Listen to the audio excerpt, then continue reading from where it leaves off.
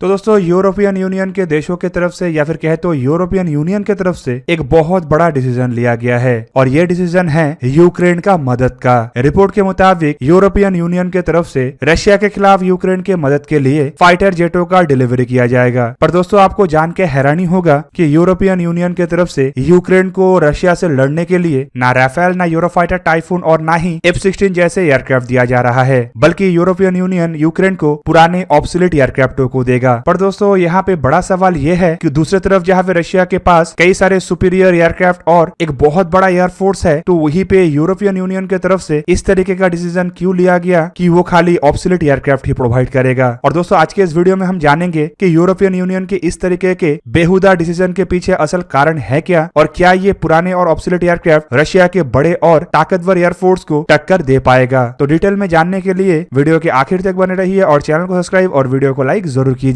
तो दोस्तों 27 तारीख के दिन यूक्रेन की तरफ से क्लेम किया गया कि 24 तारीख से जारी इस लड़ाई में यूक्रेन ने करीबन 46 रशियन प्लेन और 26 हेलीकॉप्टर्स को मार गिराया। जबकि इसके अलावा यूक्रेन का यह भी दावा है कि 27 तारीख तक कम से कम 4300 रशियन सोल्जर आइदर मारे गए हैं या फिर घायल हुए हैं। और इन सभी बातों का जानकारी यूक्रेन के डिप्यूटी डिफेंस मिनिस्टर हैना मालियर की तरफ से दिया गया। मतलब दोस्तों यूक्रेन का दावा है कि वो रशिया को भारी भरकम नुकसान पहुंचा रहा है, पर अगर 28 तारीख के रिपोर्ट तक देखा जाए तो यूक्रेन के दावा के विपरीत रशिया के इन्वेजन और मजबूत होता जा रहा है। इवन रशिया थोड़ा धीमा तो हुआ है लेकिन कमजोर नहीं पड़ा है, और धीमे गति में भी सही लेकिन रशिया आगे बढ़ रहा है। दोस्तों यूक्रेन ज्यादा लंबे समय तक इस तरीके से रशिया को रोक के नहीं रख सकता, और इस वजह से यूरोपियन यूनियन की तरफ से एक बड़ा डिसीजन लिया गया। बेसिकली यूरोपियन यूनियन के फॉरेन अफेयर्स और सिक्योरिटी पॉलिसी के हाई रिप्रेजेंटेटिव और यूरोपियन कमीशन के वाइस प्रेसिडेंट जोसेफ बोरेल, जो कि एक स्पेनिश पॉलिटिशियन है, उनके तरफ से 27 तारीख के दिन अनाउंस किया गया कि यूरोपियन यूनियन यूक्रेन को आर्थिक मदद करेगा, और वो भी फाइटर जेटों को हासिल करने के लिए। जबकि ये भी बताया गया कि यूरोपियन यूनियन के ही एक अनआइडेंटिफाइड मेंबर स्टेट के तरफ से इन फाइटर जेटों को प्रोवाइड किया जाएगा। बोरेल ने अपने प्रेस कॉन्फ्रेंस में बताया कि हम अब फाइटर जेट देने जा रहे हैं, और हम खाली हथियारों को ही देने का बात नहीं कर रहे बल्कि काफी महत्वपूर्ण हथियार देने की तरफ आगे बढ़ रहे हैं। दूसरी तरफ वॉल स्ट्रीट जर्नल के एक रिपोर्ट के मुताबिक इन बातों के ऊपर जानकारी रखने वाले एक अधिकारी की तरफ से बताया गया है कि फिलहाल इस तरीके के फाइटर जेटों को प्रोवाइड करने को लेके डिसीजन के ऊपर चर्चा हो रहा है। और वॉल स्ट्रीट जर्नल के रिपोर्ट के मुताबिक फिलहाल मिलिट्री पैकेज के रूप में 450 मिलियन यूरो ही प्रोवाइड किया जा रहा है। पर दोस्तों बड़ा सवाल यह है कि कौन यूरोपियन यूनियन से यूक्रेन को इन फाइटर एयरक्राफ्टों का सप्लाई करेगा और रशिया का नाराजगी झेलेगा। जबकि सवाल यह भी है कि यूरोपियन यूनियन अगर फाइटर एयरक्राफ्टों को सप्लाई कर रहा है तो कौन सा एयरक्राफ्ट हो सकता है। बेसिकली यूरोपियन यूनियन के देशों के द्वारा दुनिया के कुछ मॉडर्न और सबसे बेहतरीन एयरक्राफ्टों को निर्माण किया जाता है, जिनमें यूरोफाइटर टाइफून, राफेल, ग्राइपिन जैसे एयरक्राफ्ट शामिल है। जबकि बोरेल की तरफ से अब तक ये खुलासा नहीं किया गया कि यूक्रेन को किस तरीके के फाइटर एयरक्राफ्टों का सप्लाई किया जाएगा, लेकिन एक्सपर्टों का मानना है कि यूक्रेन को उस एयरक्राफ्ट केवल उसी टाइप के एयरक्राफ्ट दिया जाएगा जो ऑलरेडी यूक्रेन के द्वारा इस्तेमाल किया जा रहा है। दोस्तों एक्सपर्टों का मानना है कि यूरोपियन यूनियन के किसी भी देश की तरफ से यूक्रेन को कोई भी वेस्टर्न या मॉडर्न फाइटर एयरक्राफ्ट नहीं दिया जाएगा जो यूक्रेन के बेड़े में नहीं है, क्योंकि ऐसे फाइटर एयरक्राफ्ट देने के बाद यूक्रेन को अपने पायलट को ट्रेन करना भी पड़ेगा, और यूक्रेन के पास फिलहाल इतना समय नहीं है कि वो अपने फाइटर पायलटों को इन एयरक्राफ्टों को फ्लाई करने के लिए ट्रेन करे और उसके बाद इन एयरक्राफ्टों को रशिया के खिलाफ इस्तेमाल करे। मतलब यहाँ पे ऑप्शन खाली उन्हीं एयरक्राफ्टों को लेके है जो यूक्रेन के द्वारा इस्तेमाल किया जा रहा है या फिर जिन्हें फ्लाई करने का ट्रेनिंग यूक्रेनियन पायलटों के पास है, और इससे ही यूक्रेन इन एयरक्राफ्टों को हासिल करने के तुरंत बाद रशिया के खिलाफ इसे डिप्लॉय कर सकेगा। बोरेल की तरफ से यह भी जानकारी दिया गया है कि यूक्रेन के द्वारा फिलहाल यूरोपियन यूनियन के सामने यह रिक्वेस्ट रखा गया है कि यूक्रेन को उसी तरीके का एयरक्राफ्ट दिया जाए जो यूक्रेन ऑपरेट कर सकता है, और यूरोपियन यूनियन के कुछ देशों के पास ऐसे एयरक्राफ्ट भी है। फिलहाल अगर यूक्रेन के बेड़े को देखा जाए तो उसके पास मिग-29 और सुखोई 27 फाइटर एयरक्राफ्ट है, और दोनों ही एयरक्राफ्ट सोवियत यूनियन के जमाने में डिजाइन और डेवलप किया गया था। पर इन दोनों एयरक्राफ्टों में सुखोई 27 एयरक्राफ्ट यूरोपियन यूनियन की किसी भी देश के द्वारा इस्तेमाल नहीं किया जाता, और इसका मतलब ये है कि शायद यूक्रेन को मिग-29 एयरक्राफ्ट ही सप्लाई किया जाए। यूरोपियन यूनियन में पोलैंड और स्लोवाकिया के साथ साथ बुल्गारिया के पास भी मिग-29 एयरक्राफ्टों के कुछ वेरिएंट अभी भी ऑपरेशनल है, और इन एयरक्राफ्टों को आसानी से ट्रांसपोर्ट भी किया जा सकता है और जल्द ही यूक्रेन के अंदर सर्विस में भी लाया जा सकता है। जबकि दोस्तों इसके अलावा यह भी माना जा रहा है कि यूरोपियन यूनियन के कुछ देशों के वॉर हाउस में या फिर कहे तो जंकयार्ड में ऐसे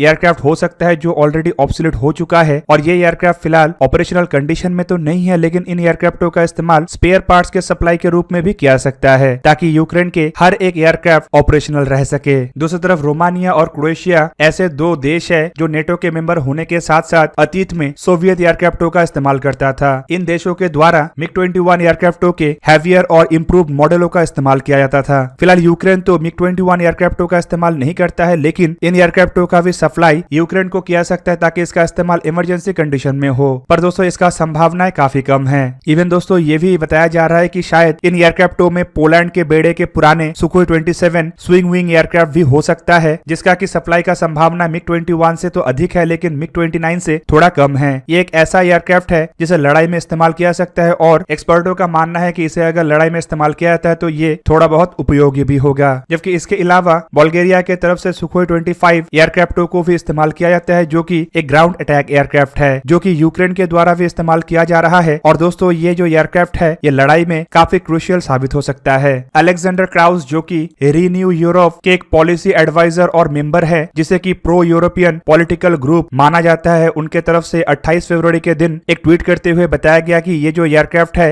ये कुछ ही घंटों के अंदर यूक्रेन के आसमान में उड़ान भर सकता है। पर उनके तरफ से किसी भी एयरक्राफ्ट के टाइप का जिक्र नहीं किया गया और ना ही यूरोप के तरफ से दिए जाने वाले पैकेज का जिक्र किया गया। दूसरी तरफ और एक यूरोपियन डिप्लोमेट के तरफ से वॉशिंगटन पोस्ट को जानकारी दिया गया कि यूक्रेन के ऊपर जिस तरीके का खतरा मंडरा रहा है उससे जल्द ही यूक्रेन को Russian made fighter jet Bulgaria, Slovakia और पोलैंड से सप्लाई किया सकता है। और उनके तरफ से ये भी सजेस्ट किया गया है कि ये एयरक्राफ्ट ज्यादा संभव MiG-29 हो सकता है या फिर पॉसिबली ये सुखोई 25 भी हो सकता है। जबकि दोस्तों दूसरे तरफ जहाँ पे यूक्रेन के ऊपर हमला हो रहा है तो वहीं पे यूक्रेनियन मिलिट्री को वेस्टर्न पार्टनर्स के तरफ से अब हथियारों का भी सप्लाई बढ़ा दिया गया है। और रविवार के दिन यूक्रेनियन मिलिट्री की तरफ से जानकारी दिया गया कि यूक्रेन ने हाल ही में ही अपने वेस्टर्न पार्टनर से एयर टू एयर मिसाइल के एक बहुत बड़ा बैच को भी हासिल किया। यूक्रेन के आर्म फोर्सेस के जनरल स्टाफ के तरफ से फेसबुक में एक पोस्ट करते हुए जानकारी दिया गया कि ये जो नया मिसाइल यूक्रेन ने हासिल किया है इसे फाइटर जेट के विंग में लगा दिया गया है और ये अब अपने देश के फाइटर एयरक्राफ्टों के साथ उड़ान भी भर रहा है। दोस्तों जब भी ऐसे पुराने एयरक्राफ्ट और पुराने हथियारों के बात हो रहा है तो सबसे बड़ा सवाल ये उठता है कि एक तरफ जहाँ पे यूरोप के देश और अमेरिका के तरफ से यूक्रेन को state of the art anti tank missile और surface to air missile supply किया जा रहा है, तो क्यों यूक्रेन को स्टेट ऑफ द आर्ट नया जनरेशन के फाइटर एयरक्राफ्ट सप्लाई नहीं किया जा रहा है जो रशिया के सुखोई 30, सुखोई 35 और अन्य बेहतरीन फाइटर एयरक्राफ्टों का सामना कर सके। और दोस्तों इस बात का जवाब यूक्रेन के पायलटों के ट्रेनिंग के ऊपर ही छुपा हुआ है। रिपोर्ट के मुताबिक यूक्रेन के पायलट के पास यूरोप के और अमेरिका के फाइटर एयरक्राफ्टों को फ्लाई करने का ट्रेनिंग नहीं है। यूक्रेन द्वारा अब तक कभी भी ना राफेल का इस्तेमाल किया गया है और ना ही यूरोफाइटर टाइफून और ना ही F-16 का इस्तेमाल किया गया है। मतलब यूक्रेन के किसी भी पायलट के पास इन एयरक्राफ्टों को फ्लाई करने का क्षमता नहीं है। ऐसे में अगर यूरोपियन यूनियन या फिर अमेरिका के द्वारा इस तरीके के एयरक्राफ्ट सप्लाई किया भी जाता है तो ये एयरक्राफ्ट आइदर जमीन में पड़ा रहेगा या फिर इन एयरक्राफ्टों को फ्लाई करने के लिए यूरोप से और अमेरिका से ही पायलटों को भेजना पड़ेगा। और दोस्तों यूरोप के देश और अमेरिका यूक्रेन का मदद तो करना चाहता है लेकिन डायरेक्टली इस लड़ाई में कूदना नहीं चाहता है, जिससे कि ये लड़ाई यूक्रेन और रशिया से आगे बढ़ के रशिया और यूरोपियन यूनियन या फिर यूएस के बीच में छेड़ जाए। और इसी वजह से चाहते हुए भी ना एयरक्राफ्ट का सप्लाई हो पा रहा है और ना ही अमेरिका इस तरीके से अपने ट्रेंड सोल्जरों को यूक्रेन में भेज सकता है। तो दोस्तों ये था आज का वीडियो। अगर आपको वीडियो अच्छा लगा तो लाइक कीजिए और मेरे चैनल को सब्सक्राइब कीजिए और साथ में बना हुआ बेल आइकन को भी प्रेस कर दीजिए ताकि आप मेरा वीडियो देख पाए सबसे पहले। जय हिंद।